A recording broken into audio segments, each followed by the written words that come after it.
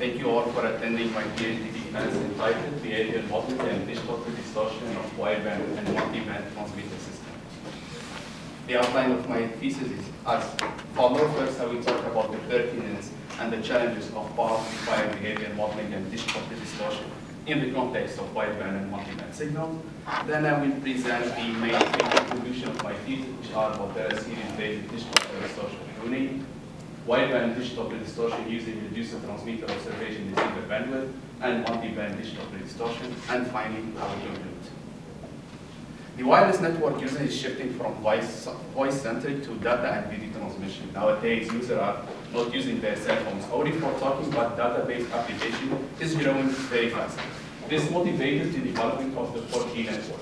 The 4G network is expected to achieve broadband and ubiquitous access to allow high-speed mobile connectivity. For achieving high data rate, two solutions are possible. First, increasing the bandwidth. Today we are talking about signals that can reach up to 100 megahertz, such as advanced LTE signal. However, due to the lack of continuous frequency band, multiple carrier aggregation is indesirable. Alternatively, we can achieve high data rate by increasing the spectrum efficiency. However, this creates new modulation schemes with increasing peak to average power ratio, and the increase of the PAPR worsens the requirement of the signal quality and affects negatively the linearity of the wireless network. And finally, because of the coexistence of multiple standard and dynamic network management, the wireless radio shall be back compatible with legacy networks and capable of handling the similar standard with multiple frequency, bandwidth, and modulation schemes. To design a 4G radio, the following key design factors are set. First, the 4G radio should handle wideband and multiband signal. Then the front end should be ultra-linear, and the system should be energy efficient. Unfortunately, these three requirements are inconsistent, and existing state-of-the-art solutions are only capable to cope with single and narrowband signals with good linearity and high power efficiency, or multi and wideband signals without meeting linearity or efficiency requirements. This previous design factor primarily affect the radio transmitter, especially its power amplifier stage. In fact, designing for linearity and efficiency has been a challenging task even for previous wireless generation. As shown in this figure, the linearity and the efficiency of a power amplifier are two contradictory characteristics. At low input power region, the power amplifier exhibits good linearity but has poor drain efficiency. However, at high input region, the power amplifier has good drain efficiency, but its responses start drifting from the theoretical linear gain and start generating nonlinearity. Since the trend nowadays is toward remote head, where the cost and the size of the radio should be small, the power amplifier is usually operated at the nonlinear region and at its efficient region, and its nonlinearity will be corrected as I will show in a moment. But what are the consequences of nonlinearity? Consider a power amplifier that amplifies in a nonlinear manner a multiband signals. At the output of the power amplifier, we'll observe baseband and harmonic distortion, in-band and intermodulation distortion, and cross-modulation distortion as a consequence of the interaction between the different bands. A popular solution to correct for this nonlinearity is first filtering out the baseband and the harmonic distortion, since they happen at frequency far away from the carrier of the power amplifier.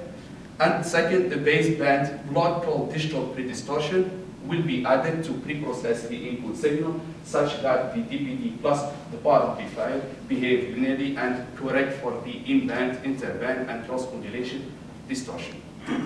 So, how a DPD works? Consider a power amplifier that amplifies some input signal in a nonlinear manner. The objective is to add a DPD prior to the power amplifier such that the DPD and the PA behave linearly. It turns out that the DPD function is the inverse of the PA function and can be generated by constructing a behavior model of the inverse.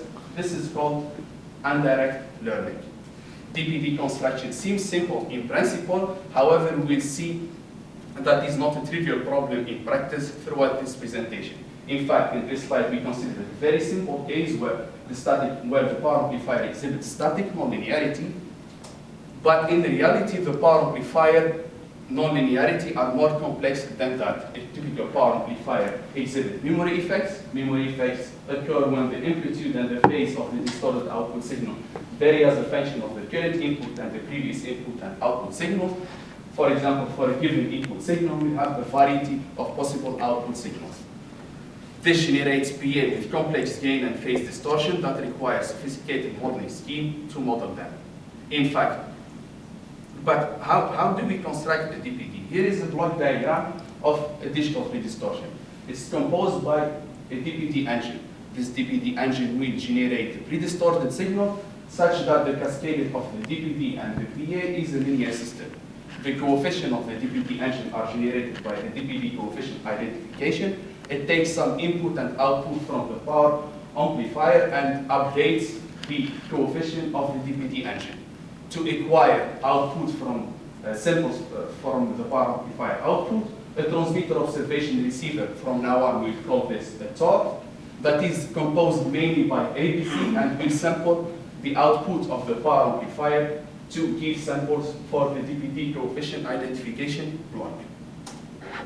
In the context of wideband and multiband signal, the DPD implementation and design face several challenges. First, the modeling complexity increases exponentially with the nonlinearity order and the memory depth. This generates model with large number of coefficients to be identified. In here, if the nonlinearity of the power amplifier and the memory depth increases, we require a large number of coefficients to model them. And therefore, the first objective of my thesis is to propose a new pruning technique to alleviate this exponential growth of the number of coefficients.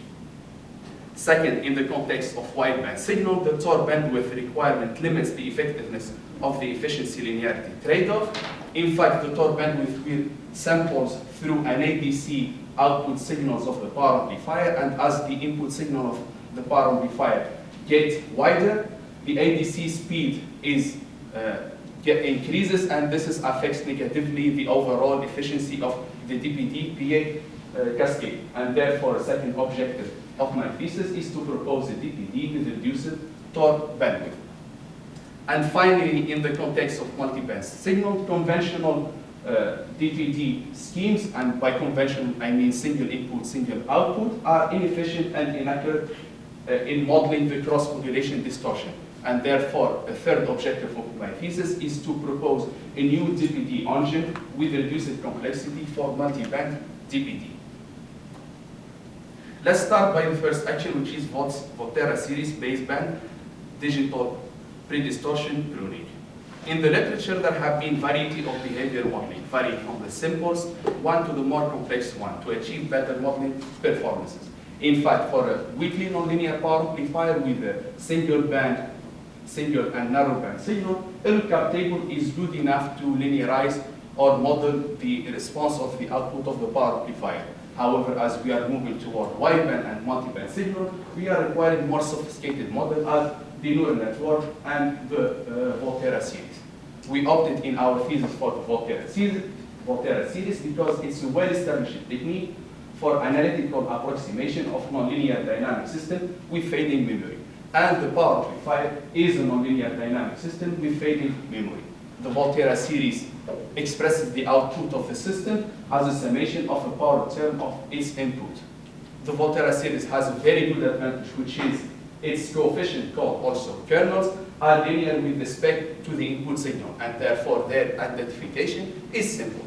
However, the major drawback of the Volterra series is that the Volterra series kernels increases exponentially with the nonlinearity order noted n here, and the memory depth equal to m. In the literature, many pruning techniques were proposed, but most of them were based on trial and error method or empirical simplification. In the following, I am proposing a robust and systematic way to prune the Volterra series.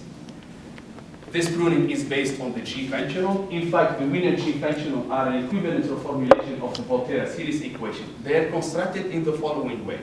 They use wide Gaussian noise to get the good property of the Gaussian noise, which is correlation equal to 1 to itself and 0 with any other signal. And then every G functional is constructed in a iterative way, such that they are orthogonal to all functions of lower order. Using these two bullets here, we can come up with an explicit formula of all the kernels of the Volterra series, irrespective with the nonlinearity order or the memory depth. Therefore, we can compute all of them without worrying about a large number of coefficients. And this explicit formula will be the root of pruning the Volterra series. So how do we do that? First, we take our power amplifier, we stimulate it with a white Gaussian noise signal, we capture some input and output of the power amplifier, and thanks to the explicit formula that I showed over here, we can compute all the G functional. And then by computing the value of the G functional, we can decide which one are dominant at the one having a distance that is not far away from the static nonlinearity of the power amplifier. And then in the second stage, when we will use our power amplifier with the modulated signal, we will capture the input and the output of the power amplifier, and we will only use the dominant kernels to model or linearize the power amplifier. However, we have to note that in this two stage where the power amplifier was driven with the white Gaussian noise and with the modulated signal, we have to ensure that the PA exhibit the same distortion, and I mean by that the same nonlinearity order and the memory depth. Therefore, we had to pre-process the white Gaussian noise to ensure comparable frequency, PAPR, modulation bandwidth, and input power to the modulated signal. We use this pruning technique for behavior modeling and digital predistortion, and here are the results. First, for the modeling of a 250 watts power amplifier given 20 megahertz for carrier WCDMA signal, we set our Volterra series linearity order as a maximum linearity order equal to 7 and a maximum memory depth equal to 9. And using the pruning technique, we end up with to only 73 coefficient. However, if we wanted to use the full Volterra, we'll end up with a very large number of coefficients, or even when we use a very popular technique called Volterra series DDR, dynamic deviation reduction, we still end up with a very large number of coefficients, as shown here, 535 coefficients. Therefore, in the literature, the full Volterra and the Volterra series DDR were not feasible in practice, and N and M were restricted only to low values. However, with the proposed technique, we are able to achieve low number of coefficients while using high nonlinearity order and a high memory depth.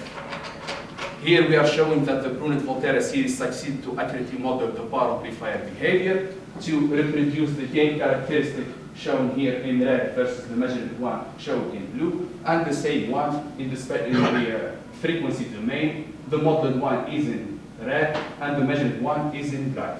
And also we achieved a very low NMSE of about minus 43 dB. NMSE is normalized mean square error. We also used the pruned Volterra series using Wiener G functional to linearize a 45 watt power amplifier driven with 20 megahertz 1001 WCDMA signal. And we can see in blue here that we succeeded to reduce the spectrum regrowth or the intermodulation of the nonlinear power amplifier, and also we succeeded to reduce the EVM by more than, to improve the EVM actually, by more than 13 dB from minus 25 to minus 38, while also deploying only a small number of coefficients. To compare our pruned Volterra series with the popular technique Volterra series DDR, we had two measurements. The first one is the conditioning number, which will tell us about the stability of our model, and we can see here that the G functional pruned Volterra series achieved smaller conditioning number. But more important than that, the range of coefficient of the G functional pruned Volterra was 100 times smaller than the case of the Volterra series DDR. And this is a direct application of the complexity of implementing, for example, these two models in FPGA. Say that we want to implement these two models in an FPGA with the same computation accuracy. In our case, we'll use 7 bits less than when comparing to the Volterra series DDR. Now, a new proposed pruning technique was established to reduce the complexity of the DPD coefficient identification. What about the Tor bandwidth in the case of wideband signals? The problem is power amplifiers are nonlinear function, and as any nonlinear function, they expand the spectrum. For example, if at the input of the power amplifier we have a signal that has a bandwidth of up to 100 megahertz, at the output usually we have a signal that is 5 times wider than the input signal. Since the DPD, as I explained it in the motivation, require the capture of the PA output spectrum, this will lead to high-speed ADC, which degrade the efficiency linearity trade-off, as high-speed ADC will have high cost and also will have high power consumption. Therefore, we had this question: can we linearize or model the whole PA output spectrum while only using a fraction of its response? And I mean by that, by reducing the observable band from this band to narrower than that, or reducing the sampling rate of the ADC. For that, let's consider a simple case, which is a memory-less power amplifier model driven with multi-tone signal. And in the first case, the power amplifier is by itself. In the second case, the power amplifier is preceded by a nonlinear function that does not have to be a DPD, but any nonlinear function. For the first case, all the intermodulation distortion shown in red here are outside the embed region. Therefore, to capture or to model or to linearize for this intermodulation, we are required to observe this whole band. However, in the second case, when the power amplifier is preceded by a nonlinear function, we can see that since the nonlinear function will generate intermodulation outside the embed here, and since the power amplifier is a nonlinear function, some of this intermodulation will mix with the in-band signal, and then will generate a new intermodulation inside this in-band region here that did not exist in the first case. And therefore, we can conclude in the presence of a nonlinear function preceding the power amplifier, more intermodulation inside and close by the output in-band tone appear, and therefore more signal information, and therefore can we actually model or linearize this intermodulation outside our observable band while only using this information here. To verify that, we consider in a simulation environment a simple PA static model with nonlinearity order equal to 7. And then, since the power amplifier is a memoryless model, we said that the DPD has to be a memoryless model too. And since the nonlinearity order of the power amplifier is 7, we only set the nonlinearity of the DPD equal to about 7. And we did the following test. First, this is the response of the power amplifier in black without DPD. And then the first test is when to observe this whole band and linearize the power amplifier. We achieved this red curve, and we can see that the power amplifier is linearized. And in the second case, we observed only this in-band region, and we linearized the output of the power amplifier, and we achieved this green curve here, and we can see that also we succeeded to linearize the power amplifier. But this when we carefully set the DPD structure by setting it to memoryless and to set the nonlinearity order equal to 7. What happens if we don't set correctly the DPD structure? And for this case, we intentionally increased the DPD nonlinearity to 13. So it does not represent well or does not match well the inverse of the power amplifier. And we repeated the same test. First of all, this is the power amplifier without DPD in black. The first test is when observing the whole band, and the linearized power amplifier is given here in red, and we can see that we succeed to linearize the power amplifier. However, when we observed only the in-band, we were not able to linearize the output of the power amplifier, and we achieved only this green curve.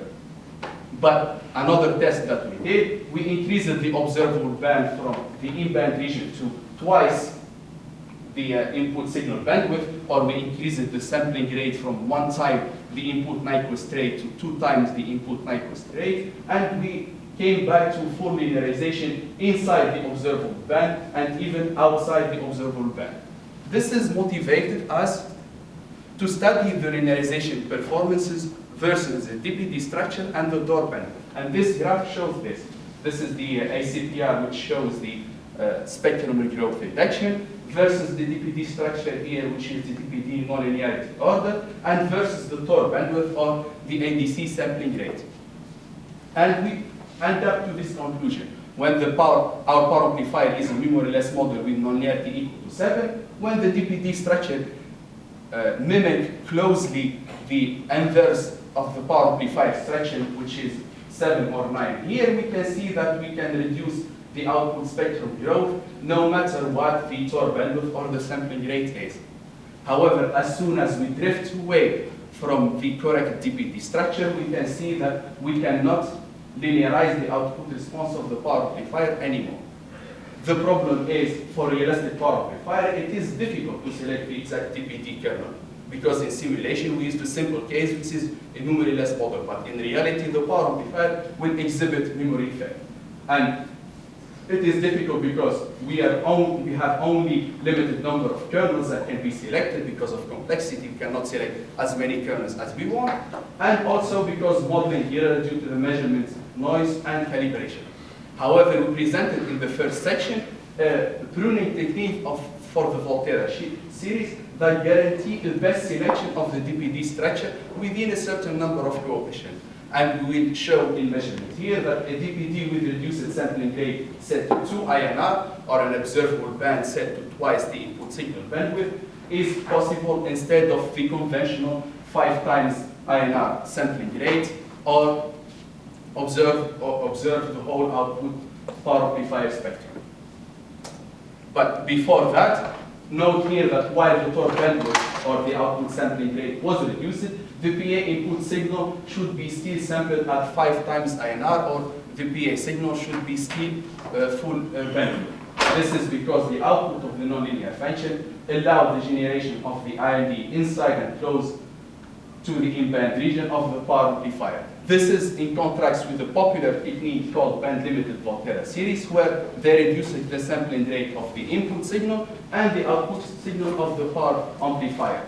However, the limitation of this technique that the linearization was only possible within the observable band and no linearization was achieved elsewhere. But with our proposed DPD with reduced Tor bandwidth, we'll see here in the next 2 slides that the linearization would be possible within the observable band and outside the observable band. And here are the measurements. The first one is when deploying the signal that is 20 megahertz bandwidth, and the second one when it's 60 megahertz bandwidth. The first test is when observing only up to twice the input signal bandwidth, and we can see in red here our proposed DPD with reduced Tor bandwidth linearizes the output of the power amplifier inside the observable band and even outside. However, in the case of the band-limited Volterra series given in green here, the linearization was only possible inside the observable band. And the same results were true for the 60 megahertz. To robustness more our proposed technique, the sampling rate was increased from 2 INR to 2.5 INR, or the observable band was increased from twice the input signal bandwidth to 2.5 times the input signal bandwidth. And we can see here that our proposed technique achieves even better or similar result than the full when we observe the full bandwidth here. And the same is true for the 60 megahertz signal.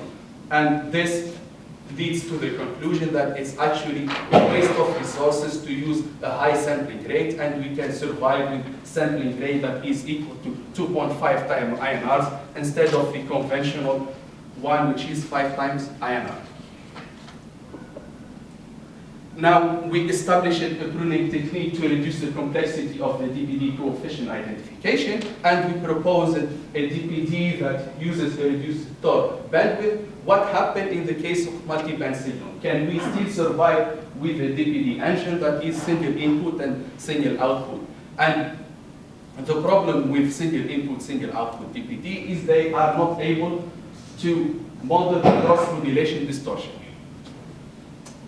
To generate a new DPD engine in the literature, usually people use the black box model. There was a little or no insight about the physical behavior of the power amplifier. However, in our case, we did in a different way.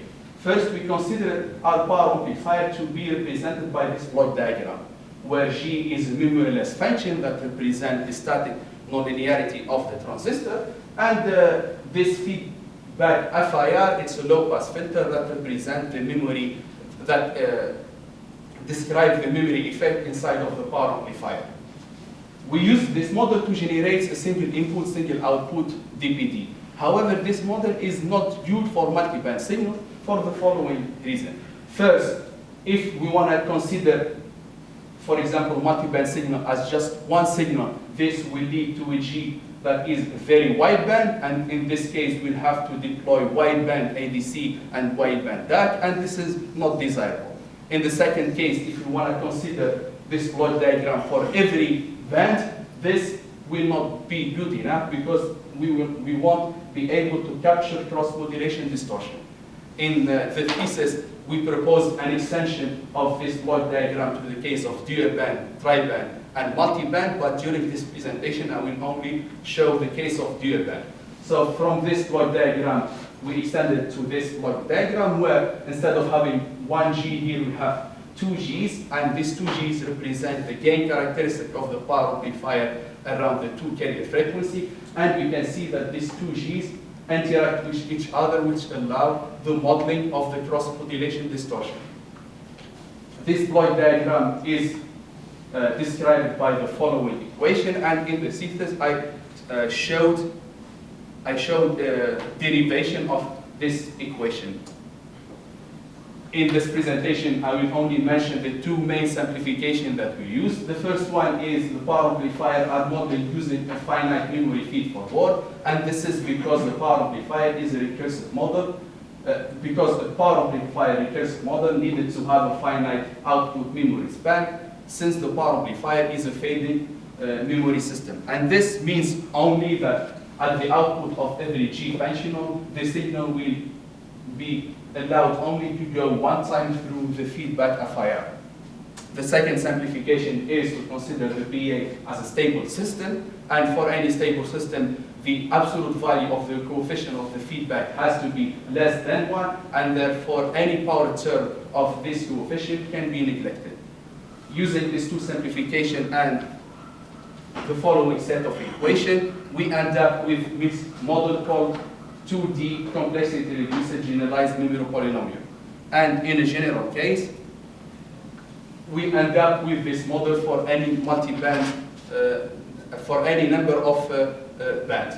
At first, this model seems to be very complex and might generate a large number of coefficients. However, I'm showing in this table and comparing the proposed model for the dual band case and the tri-band case with the popular ones, which are 2D DPD and 3D DPD, and we can see that we can go for very high nonlinearity order and memory taps while achieving small number coefficient, and it's way less than the number of coefficient of the 2D DPD here, and the same is true for the tri-band case, where for nonlinearity order equal to 9 and memory taps equal to 3, we end up with only 92 coefficient. However, if we wanted to use the popular 3D DPD model, we'll have to use 660 coefficient. Here are the measurement results for a dual band case. We use two different PAs, single-handed PA and dotted PA, and in both cases we can see that we can reduce the spectrum regrowth, or in other words, we can linearize the output response of the power amplifier. And also this is given by improving the EVM from -24 to -39, for example, while using only a small number of coefficient comparing to the variation of the 2D DPD model. The same was done also for the tri-band case, where we succeeded to reduce the spectrum regrowth for the tri-band signal, and we reduced it also, we succeeded to improve the EVM while deploying only a small number of coefficient, in this example equal to 31. In the thesis, I showed also there is another problem in the case of multi-band on top of the cross-modulation, which is called time delay misalignment, and I showed with measurement that our model is more robust than the model of the 2D DPD, and is not changing for linearization capability, as we can see here when compared to the 2 DPD one. In conclusion, the main goal of this thesis has been the development of a new